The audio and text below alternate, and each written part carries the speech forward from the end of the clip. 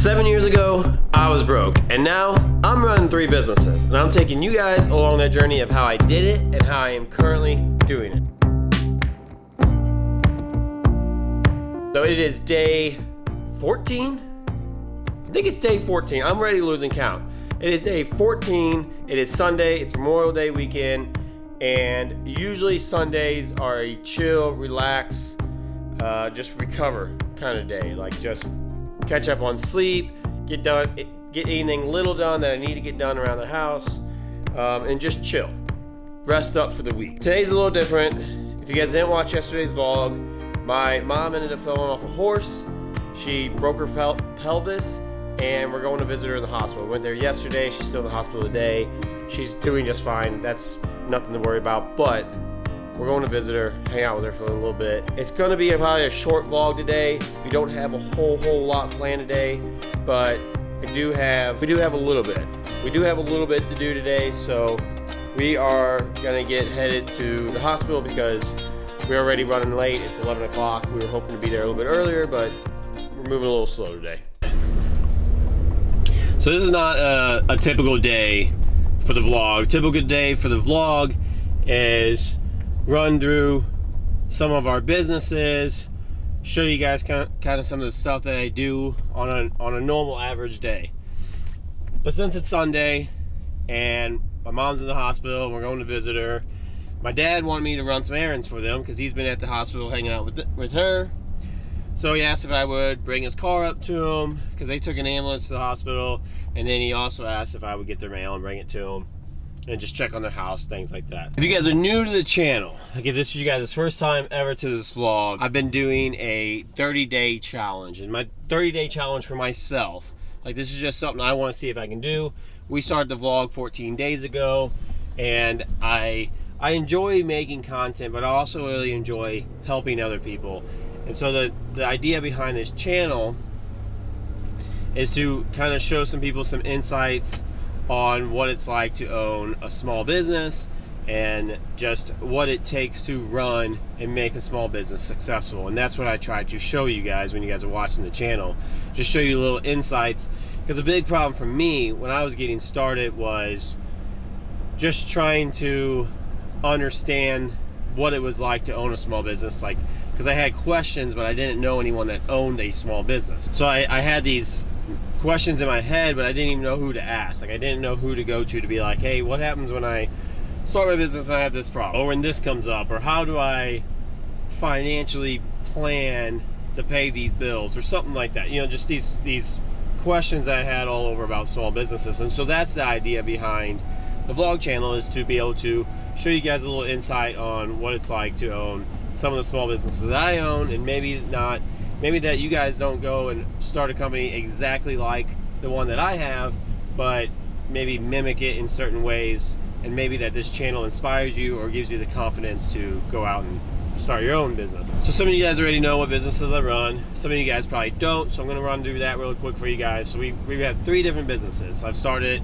my first business I ever started was back in 2017 when I was 27 years old, and I got into real estate. That is where a lot of people start. That's like a big way for a lot of people to start making some money. And when I say that was my first business I ever started, that was my first business I ever started that really started to make a difference in my life, where I was like, okay, I can actually see this business being able to make me some serious money, like some big money, to be able to afford down payments and start getting some chunks of change set aside.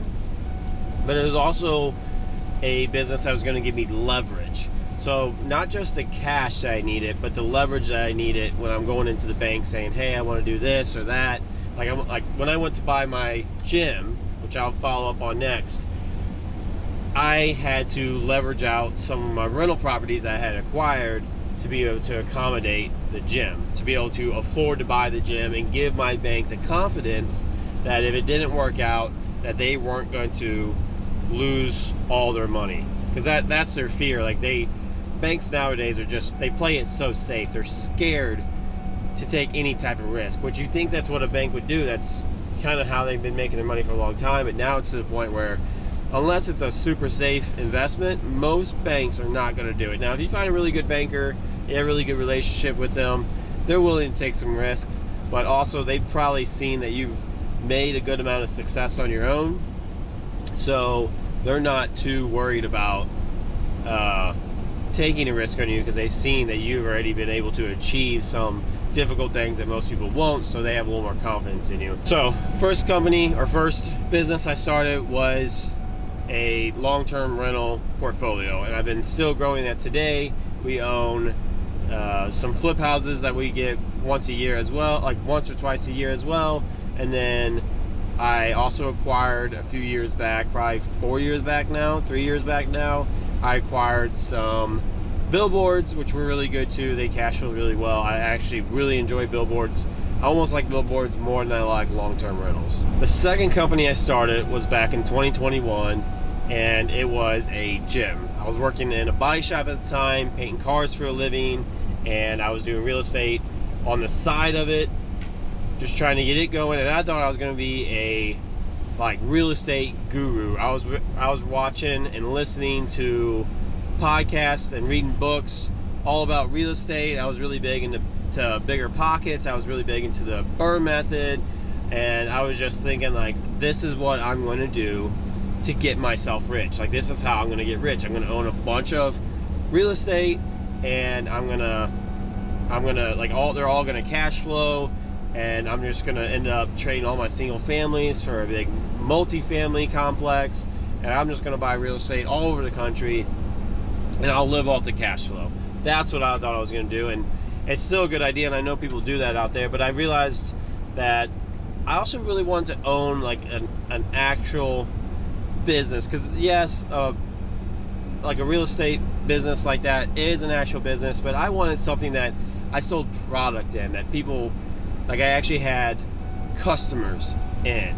And I was like I said, I was working in a body shop at the time, and I was teetering back and forth on the fence of, do I start a body shop or do I do something else? And I was really indifferent on it, but I had saved up a bunch of money from just working and my real estate, plus I had just done a flip house, and I had put like $40,000 in my bank just from the flip house alone, plus all the cash I had just that I had been saving up. And I was at a point in my life where I was like, I can't work for somebody else anymore. I had been doing body work from basically 16 years old. Now I didn't work in a body shop from 16. I worked in every little business you can think of: restaurants, Subway. I worked in factories. I worked at some resort pushing people out on boats. I did a lot of different things. I had a lot of different jobs for a while, trying to figure out what I wanted to do with my life. But I was always doing something with cars, trying to flip cars on the side when I was doing that. And I think I was just burnt out on auto body. I had really struggled to make money on cars. Like, I was making money on cars, but I would put all this work in and I'd make $1,000 on a car, and it just didn't seem worth it. So my community at the time, like, I was really big into weightlifting. I always thought it'd be cool to own a gym, and my community didn't have a good gym. I had been to tons of different gyms, probably 5 to 10 other gyms in my life that were like nice gyms. I was like, this is cool, this place has it going on. But there was always some ideas that I had that I was like, man, if I own my own gym, or if I own this place, I can make a lot of money here. And so whenever I was trying to decide on it, I was like, I think if I opened another body shop, it would just be another body shop. But if I opened a gym in my community, I could really make an impact, because we don't have a nice gym, and I think that people in my community would really benefit from it. They would really like it. Like, we didn't even have 24 hours in my gym. In my community, we had no 24-hour gym in my community. So I was like, I'm gonna do it. I'm gonna try to do it. And I was actually looking for a building, and a local gym reached out to me and offered me the building. And then they just offered me the building, not the gym. And I was like, well, I'll probably pass for now. And then they reached out like a week or two later and told me they would sell me the building with all the gym equipment, and they would step away from owning a gym. And I had never told anyone that I was going to open a gym. So I don't know if they had a hunch, or if they were really, if the things of the world aligned and it was meant to be. That's the way I like to look at it. I think everything just aligned correctly and it was meant to be, and it ended up being way more than I was wanting to spend on a building, but I was like, I'm gonna try to make this happen, and went to the bank, talked about it, and like I said, I ended up having the leverage. Almost every single rental property that I owned, not every one, but almost every single one of them that I owned, and I was able to come up with enough money for a down payment to buy the building. And they didn't give me any extra money to fix the place up. All I had was enough money to buy the place. Everything else was on me to try to fix it up and make it nice. And that was a whole ordeal on its own. I'm not going to go into that story today and explain that to you guys. And then, so I did that, was successful with that, and then I started a podcast shortly after starting the gym, because it was something I always wanted to do. And then did that for 2 years. I really loved the podcast, but I was bringing on, it was very similar to this channel. I was bringing on local small business owners to talk about their business, to hopefully help inspire someone to start that business, whatever someone had, whether they own a car wash or detailing company or, I don't know, coffee shop, whatever. I was bringing anybody and everybody that owned a small business onto the podcast to talk about it, and I really enjoyed it. But when it comes to YouTube didn't favor it. They wanted something more niche. They needed a niche channel. And after 2 years, we made it to like 650-ish subscribers. And I still loved it, but it was a lot of work. We were doing it. It was all at my house. It took a lot of time. I was putting a lot of money into it, and I wasn't making any money. And I had, at that point, came up with a new idea for a new business. And so that's where mic cover comes in. And I started mic cover at the beginning of this year, at the beginning of 2025. And it is a microphone cover business. And we make microphone cover sleeves for the bottom of a Shure SM7B and a Shure SM7DB. And we make 9 different colors. They're customizable. They're easy to put on and remove. There's no permanent damage. You don't glue them on, nothing like that. They just slide up on there. They're engineered to fit snug. Really cool product. I love mic cover. It is my baby right now. It's taking all my energy, and I'm giving it all my energy. It's not taking all my energy. I'm giving it all my energy because I just love it so much. And we've been doing good. Today is actually the first day in the past 7 days that I did not sell a mic cover. And it kind of sucks because we were on a hot streak and we were selling a bunch for a minute. I've never sold them for 7 days straight, but it is picking up, and it's one of those things where I just have to learn to be patient with it and take my time, keep advertising it, and keep doing what I can with it to get it to grow. And I'm okay with that. It's a big learning curve for me. It's my first e-commerce business. I really wanted a business that I could sell to the entire world. And I wanted something that I had made of my own, like my own product. I didn't want to sell someone else's product. I want to sell my own product. That was something that was always a dream of mine. And so going back to the very beginning of this video, this 30-day challenge that I'm doing is for myself, but also I'm trying to help you out too. I want to inspire you to start your own business, and I want to do that through my channel and give some piece of insight that hopefully helps you in your life to start your own business. Because there was a time in my life where I was working a 9-to-5 job. I knew nobody that owned a business. My parents didn't do it. My parents didn't have the money to fund me to start a business, and I had no clue what I was doing. And I've fallen in love with the process. I love challenges. I love doing things that get me out of my comfort zone. And I've always enjoyed making social media content or just media content. I've always filmed everything I've always done, and I've never been super great at it. I've never excelled at the video content itself, but I've learned that I'm in love with the process and just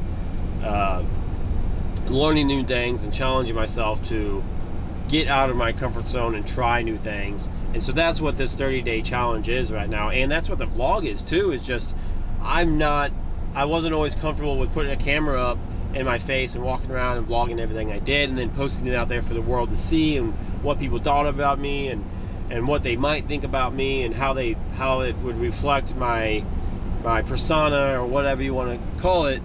And so that it always kind of held me back. And so now that's what I'm doing, is I'm getting myself out of that comfort zone, and I'm telling myself for 30 days we're gonna do this. Because normally on a Sunday I would just relax. I would get up, I would do nothing, don't leave the house, don't go to the gym, don't work, don't do nothing, just sit around, relax, and just, I don't know, try to recover and have a day to myself. But this pushes me to be uncomfortable and do something that I normally wouldn't do, and I really like it. I've been enjoying it, and it hasn't even reflected in a negative way at all. Like, I thought, oh well, if I'm doing the vlog on Sunday, I'm not going to recover, I'm going to feel it on Monday. But that hasn't been the truth at all. And even today, it doesn't matter, I'm still out doing something anyway. And so that's kind of where I'm at today. Is I might not be the busiest day, I might not be doing business, but I'm still out doing something. I'm still happy. Like, it makes me happy to be doing this vlog and to be putting this content out there. Something that is really important to me about this is just to prove to myself that if I want to challenge myself and see if I can do something, have that mental toughness to do a vlog for 30 days straight, even though I want my Sunday to be a relaxed, chill day. I want to see if I'm even capable of that, and I believe in myself now, because I've done a lot of these challenges. And you know, if I hit 30 days, I'll probably bump the challenge up and say, can we do it for 6 months straight? But I want to use this to say, I want to see you do something like this. I want to challenge you guys today to try something new. Challenge yourself. You don't have to do it for a year. Just try it for 30 days and see if you can do something. I don't know what it is. Quit drinking soda. Go for a walk. Eat healthy. Go to the gym. Read a book. There's so many different challenges out there that you could do to better yourself.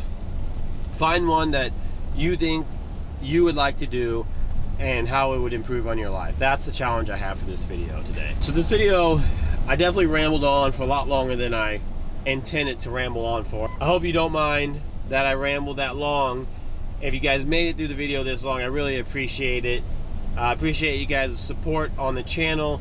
If you guys like this kind of content, make sure to give it a thumbs up. Let me also know in the comments below what challenges you guys are getting ready to start. And I just, want to say again today just how grateful I am for the life that I have, for my health, for my ability to be able to get out on a Sunday and drive and see my parents, who are both alive and healthy. My mom's doing a lot better today than she was yesterday.